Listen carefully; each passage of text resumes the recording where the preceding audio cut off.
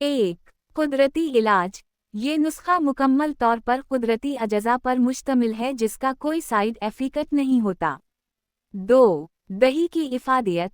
दही में calcium, probiotics और विटामिन डी पाया जाता है जो हड्डियों और जोड़ों को मजबूत बनाता है। 3. शहद या कलौंजी मिलाकर इस्तेमाल। दही में अगर शहद या कलौंजी मिक्स की जाए तो ये जोड़ों के दर्द, सूजन और अकड़ाव को कम करता है।